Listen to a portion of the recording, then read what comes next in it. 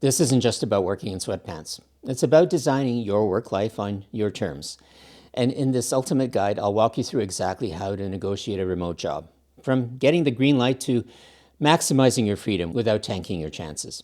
Over the years, I've led distributed teams, negotiated flexible arrangements from both sides of the table, and advised professionals on how to approach these conversations with confidence and clarity. And if you want the freedom to work remotely, but aren't sure how to ask for it, how to position it, or what not to say, this video is for you.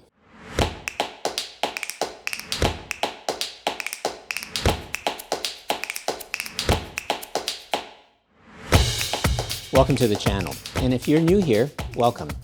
I'm Thomas Schmidt, a former senior technology executive, COO, CMO, and today I work with organizations to optimize how they manage technology, streamline operations, and sharpen both their marketing and product strategies. But I also help people like you rethink on how you work and what your career can look like, especially when it comes to flexibility, autonomy, and finding a better fit. And if you find this kind of content helpful, the easiest way you can help to support this channel is by hitting that like button and subscribing. It doesn't cost you anything, but it helps immensely as I work to grow this platform and share insights that matter. Now, let's get into it. Why remote work is negotiable, even if it's not offered. Let's start here. Just because a job isn't listed as remote doesn't mean it's non-negotiable. And of course, there are going to be some limits to this.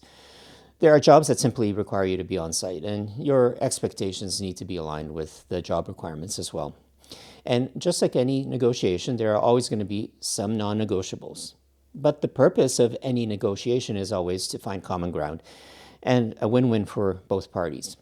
And in fact, some companies don't even advertise remote roles because they want to gauge candidate flexibility and they assume people are going to ask. Or they simply haven't figured out a policy, but are open to making exceptions for top talent. Remote work is no longer a fringe benefit. It's part of the strategic conversation. And if you approach it strategically and not emotionally, you're far more likely to get a yes. So let's break it down into 3 parts. Positioning, how to frame your request, timing, when to bring it up, and negotiation strategy, what to say and what to avoid. Step 1, position yourself as remote worthy. Now, before you even open your mouth about remote work, you need to make one thing absolutely clear. You're not asking for remote work because you want to coast or escape the office. You're asking because it makes you more effective. And in order to do this, you need to emphasize the outcome over the hours. Share examples of how you thrived in remote or hybrid setups. Highlight your ability to manage time and communicate clearly and stay accountable without supervision. Here's a line you can steal. In my last role, I led projects across multiple time zones, delivered ahead of schedule, and maintained strong cross-functional communications, all while working remotely. You want them thinking, well, this person doesn't need babysitting. They can run with it. Step 2, when to bring it up. And by the way, not too soon. Now, let's talk timing. The biggest mistake I see, people bring up remote work too early. Certainly don't lead with it. Don't put it in your cover letter. And definitely don't ask in the first interview. So is this remote? Well, here's why. Until they're sold on you, any kind of ask is going to be risky. Your first priority is to demonstrate that you're the best candidate, regardless of the location.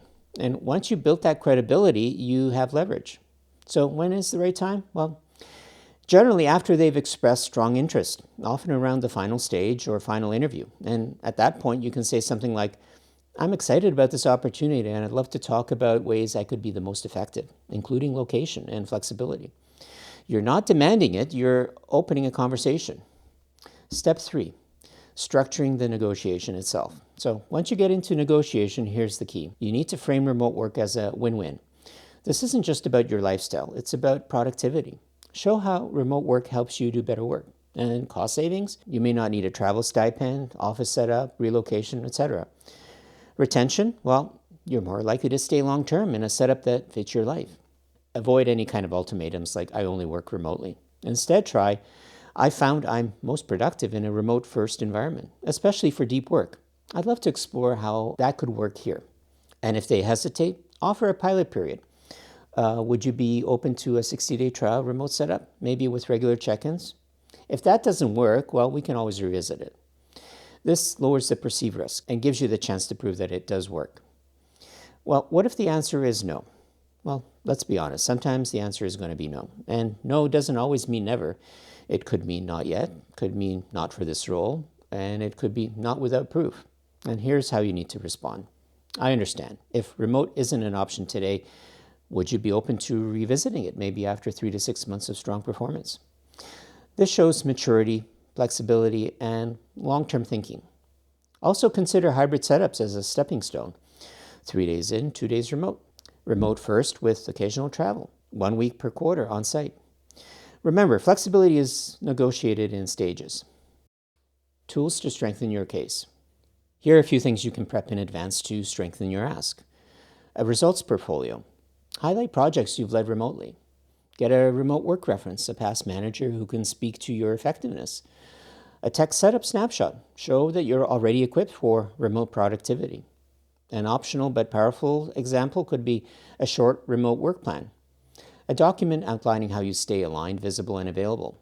These details show that you've thought through and make your ask less abstract and more concrete. And here are some final tips to lock this in. Let's recap the quick hits. Don't ask too early. Build your case around impact and not convenience. Be flexible in how you frame your request, and consider hybrid or phased-in approaches.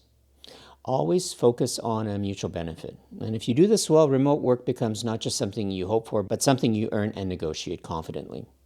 You're not asking for a favor. You're aligning work with your performance. If this helped you, hit the like button. It tells the algorithm this is worth sharing.